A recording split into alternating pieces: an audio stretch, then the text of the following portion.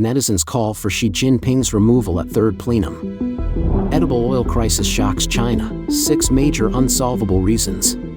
Xi Jinping promotes new productive forces, destroys multiple industries. It's all covered in today's China Truths. Netizens call for Xi Jinping's removal at third plenum. There are only 5 days left until the Chinese Communist Party holds its 20th third plenary session, and a notable incident has emerged. In more detail, an online video displays netizens calling for an open letter to the third plenary session, urging the removal of Xi Jinping because, since he became General Secretary in 2012, he has never proactively visited a site affected by a natural or man-made disaster. However, the person who posted the video did not provide any details about the location, time, or the identities of the advocates shown in the video. Comments beneath the video expressed their support, saying, "Out of touch with the people, forgotten the original intention, already lost the legitimacy to govern." Some netizens have responded, "What's the use of impeaching just one pig head? Unless you flatten that big communist shithole, you're sending the letter to the wrong place. How could you expect mafia members to impeach the mafia boss? It's not just about him. You always think getting rid of one emperor is enough, but another one will just take his place." The conservatives are currently in power within the party, and even the radical reformers within the party aim to preserve political power as a prerequisite for their reforms. The party unanimously opposes color revolutions, which is why they accept Xi's rule and his threat of military force. So this party is thoroughly rotten.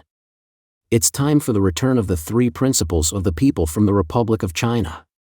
For audiences who may not know, according to Wikipedia, the 3 principles of the people, which include nationalism, democracy, and livelihood, were a political philosophy developed by Sun Yat-sen, the founding father of the Republic of China.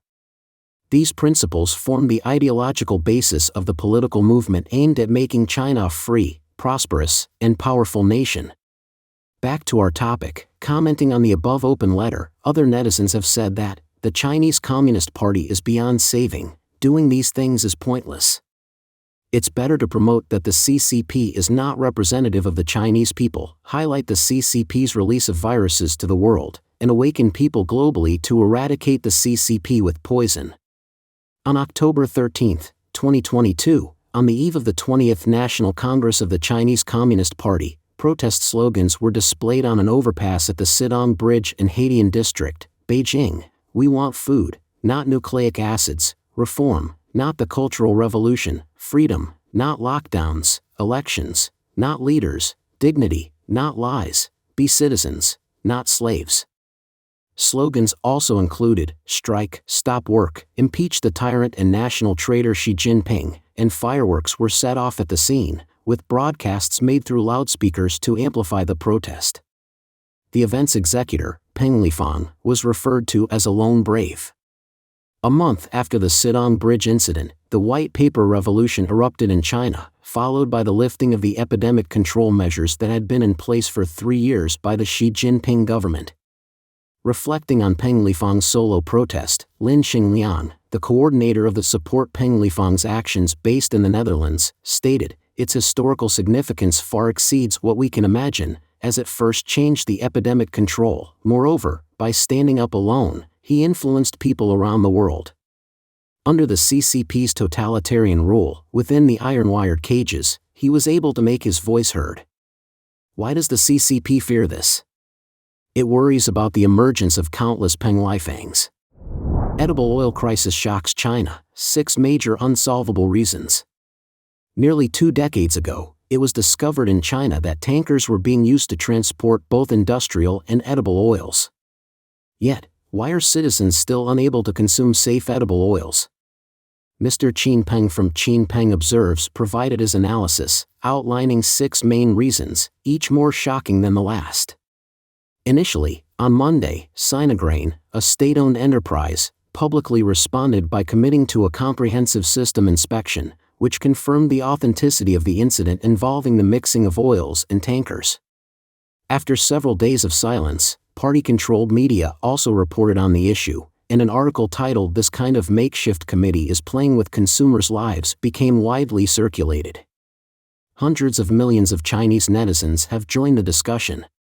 On July 9, legal developments escalated when Liu Shuqing, a legal professional from Shandong, sent a criminal complaint to the Ministry of Public Security, requesting the initiation of criminal proceedings against those involved under the charge of producing and selling toxic and harmful food. That same day, a legal expert suggested that criminal responsibility should be pursued. In response, the State Council's Food Safety Office announced it would set up a joint investigation team and promised to promptly announce the findings.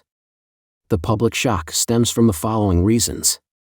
First, the incident involves state-owned enterprises and many well-known food brands.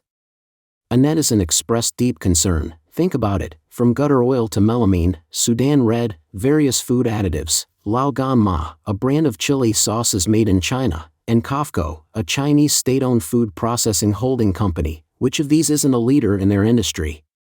Just imagine what those smaller workshops are like. Second, netizens tracking the transportation records of oil tankers found that many not only transported edible oils but also mixed them with feed and suspected dangerous chemicals. Third, it has been discovered that almost everyone has consumed these oils. Moreover, the major consumers of these bulk oils are schools, including several famous universities in Beijing, Tsinghua University, Peking University, Central Academy of Drama, Beijing Language and Culture University, University of Science and Technology Beijing, Chinese People's Public Security University, University of International Business and Economics, etc. Fourth, many people are distressed by the recurring nature of these incidents. Similar events were reported nearly 20 years ago. In 2005, the Nanhua Morning Post of the Guangxi News Network reported such incidents, and in 2015, a journalist from Hunan's Truth Investigation once again disclosed similar events. Fifth, over a decade ago, Xi Jinping, the General Secretary of the Chinese Communist Party, pointed out that continuous failure in managing food safety could question the party's legitimacy. If our party rules China and fails to manage something as fundamental as food safety, continuously failing to do so, then questions about our qualifications might arise. This scenario has led many to despair, wondering what ordinary people can expect if even directives from the party leader cannot resolve the issue. Mr. Qin expressed his sadness, questioning whether there is anything ordinary people can do to protect themselves. According to him, while people in cities and rural areas can grow their own food and press their own oil, there is no guarantee they will never eat out.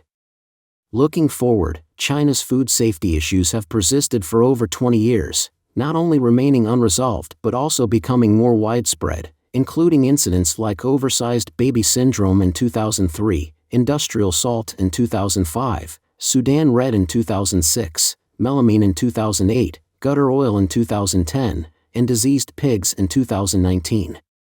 Why do these problems continue? In conclusion, according to Mr. Qin, the unresolved issues of food safety in China stem from 6 major reasons. First, the special food supply for CCP officials. In the United States, the President, members of Congress, and the general public all consume the same types of hamburgers and Coca-Cola. However, in China, officials at every level, including those in local governments, have access to special food supply bases. These bases are mandated to use organic farming practices and are strictly prohibited from using genetically modified organisms. Furthermore, when civil servants dine out, they are required to pay only a symbolic amount of money. Under these conditions, officials lack any real incentive to tackle the issues surrounding food safety. Following this recent incident, many people appeared somewhat schadenfreude, commenting that now, from high-ranking officials to ordinary citizens, rich or poor, everyone is in the same situation. However, I think it's better not to be overly optimistic. The CCP might, after this incident, set up a dedicated production line within major oilseed companies to produce goods specially supplied to them. Recall that in the past, Mingguang Dairy openly acknowledged that the milk supplied to Hong Kong and Singapore came from specialized large-scale dairy farms, not from mixed or reconstituted milk. Second, no freedom of press in China and the decline of investigative journalism. Netizens have expressed their sorrow, noting, investigative journalists are almost extinct, yet we still cannot access trustworthy oil. During the late 1990s and early 2000s, investigative journalists in China experienced what could be described as a golden era. They proudly referred to themselves as the muckrakers of the New Age. The muckraker movement originated in the late 19th century in the United States. At that time, as the U.S. economy grew rapidly to become the world's largest, surpassing Britain, various scandals and issues frequently emerged. In response, American investigative journalists demonstrated their prowess by writing more than 2,000 exposés that genuinely transformed the nation. For instance, in 1905, investigative journalist Upton Sinclair, posing as an employee, spent nearly 2 months undercover in a Chicago slaughterhouse. He wrote the book The Jungle, which caused a public uproar. One day, President Theodore Roosevelt, while reading The Jungle during breakfast, was so appalled when he read about sausages contaminated with dead rats that he exclaimed loudly and threw his half-eaten sausage out the window. This book prompted the United States Congress to pass the Pure Food and Drug Act and the Meat Inspection Act, significantly enhancing the safety of American food and pharmaceuticals. Why are investigative journalists becoming increasingly scarce in China? Because the CCP insists that media under the party must obey the party, and any revelation against the government contradicts the image of greatness, glory, and correctness that the CCP promotes. Some netizens bitingly remarked, "Who's the real villain here? The businesses and truckers mixing cooking oil with kerosene, or the journalists exposing it?" Some folks would probably say the journalists. Otherwise, how come investigative journalists are almost extinct? Third, the Chinese people do not have the right to vote and supervise. Recently, floods have affected many areas in China, leading to widespread commentary online.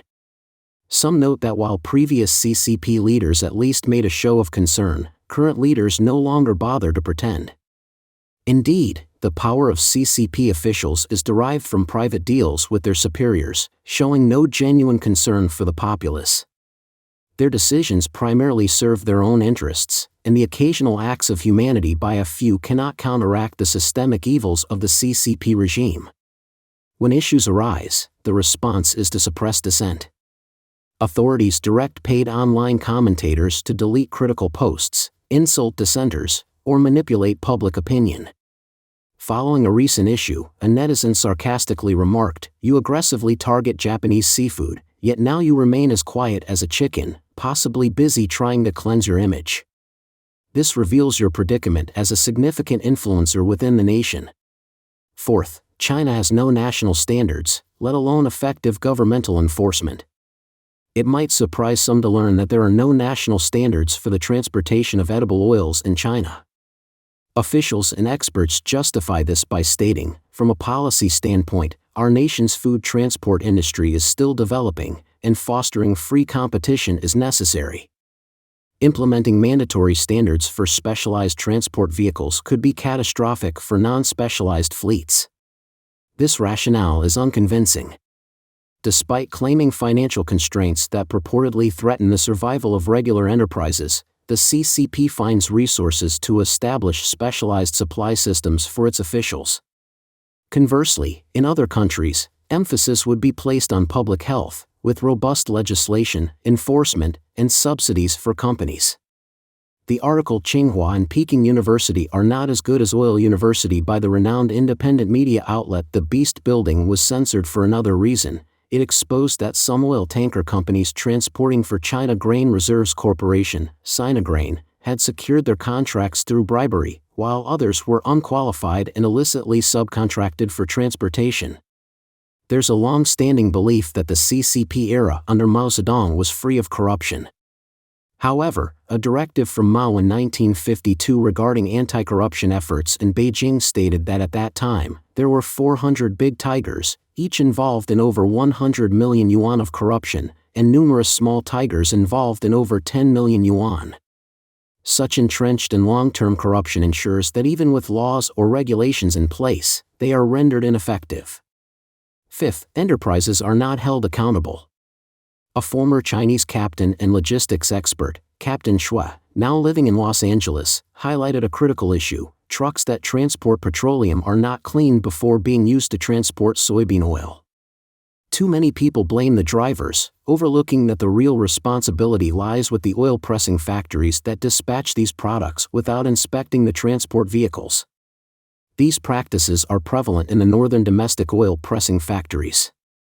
He contrasted this with Zhangjiagang city of Jiangsu province, where each vehicle is meticulously inspected inside the tank, and most factories are foreign-owned.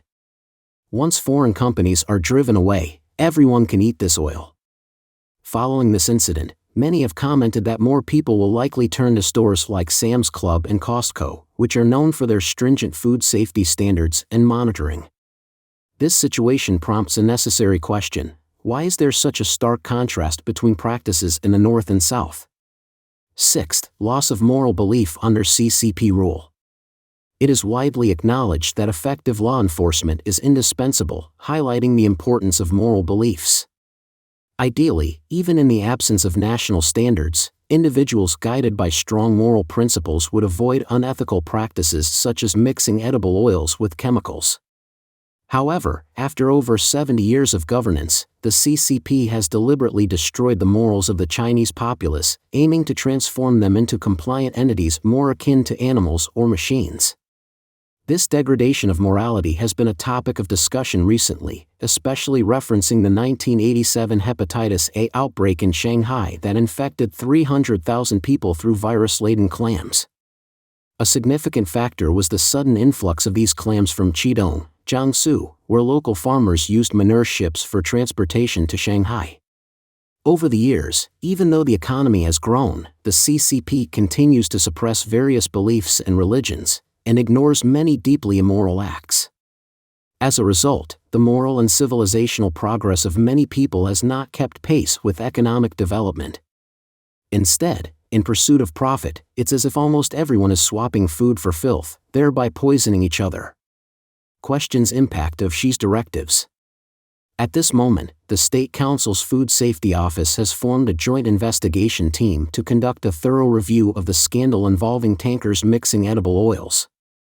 Despite this, renowned lawyer Zhou Xiaoyun predicts that the likely result, based on his past media experience, is that only the few tankers journalists caught will be implicated, with no other vehicles involved. He suggests that the oils from these tankers have already been sealed and destroyed, never reaching the market. Could this really be the outcome? Commentator Jinping said that he's not as pessimistic as lawyer Zhou, contemplating that the State Council might just put on a facade, such as by passing some legislation and claiming to enhance supervision. Nonetheless, Mr. Qin also suspects the CCP might just continue to obfuscate. In recent years, Zhongnanhai, CCP headquarter in Beijing, has lost all credibility, evident in the mishandling of the Dr. Li Wenliang case, the hasty lifting of strict lockdowns, and the inconsistent approach to private enterprises. We'll just have to wait and see what happens. Will Xi Jinping personally issue a directive to address this? It seems unlikely, and even if he does, it's doubtful it would have any significant impact. Consider Xi's directive following the breach incident at the Tuanzhou embankment breach in Huarong County, Hunan Province, which prompted a quick but merely symbolic repair of the breach.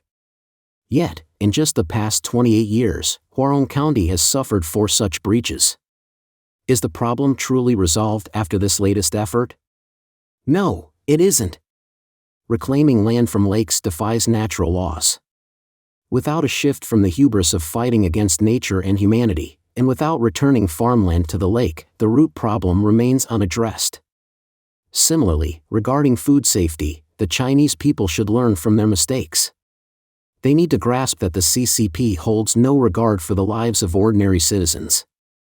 As long as it remains in power, it will perpetuate the special supply system, exploit the people's suffering to bolster its own glorious achievements, and continue to cover up the truth. Xi Jinping promotes new productive forces, destroys multiple industries. Shanghai joins Beijing, Guangzhou, Shenzhen, and Wuhan as the latest major city to embrace driverless taxis. Critics warn that Xi Jinping's push for these high-tech forces could spell disaster for multiple Chinese industries.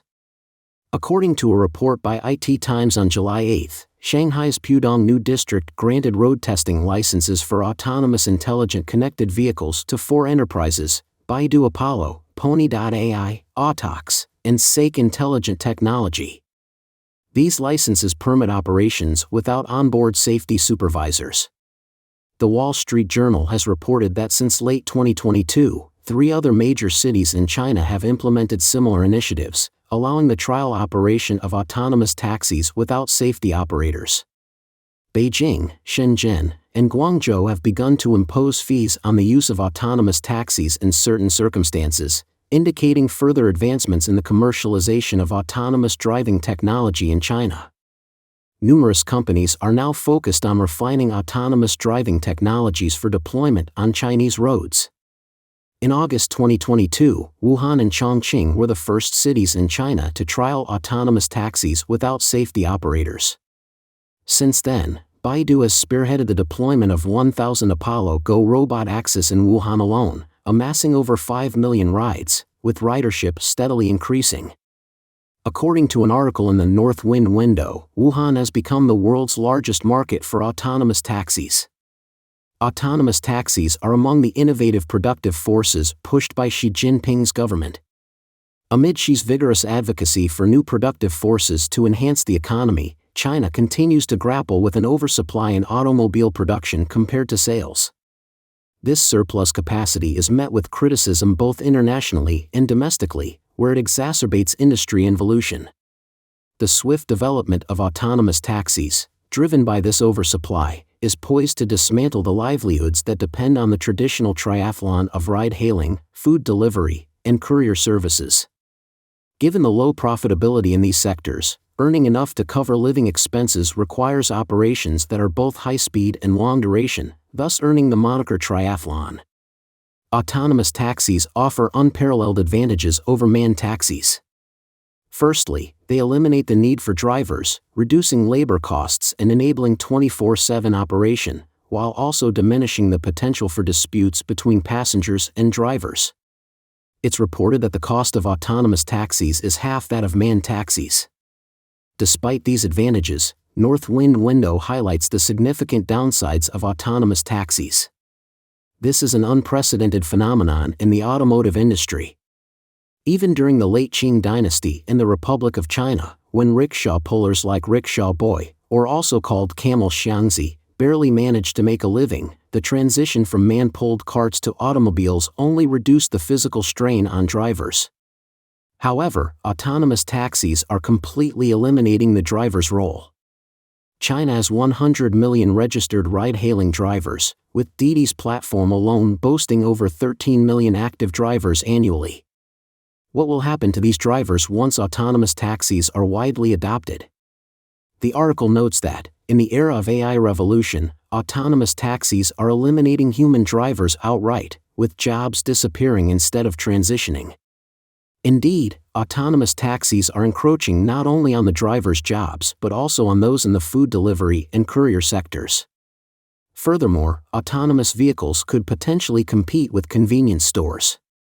No matter how convenient a convenience store might be, it still requires paying rent. However, with thousands of autonomous taxis in every city, each corner can host its mobile convenience store. These vehicles can deliver not just people but also groceries, medicines, flowers, and takeouts, offering one-click service for immediate delivery.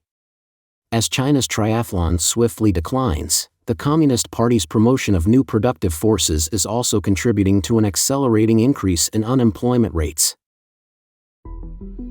Don't forget to leave a comment in the section below to share your opinions on today's topic with us.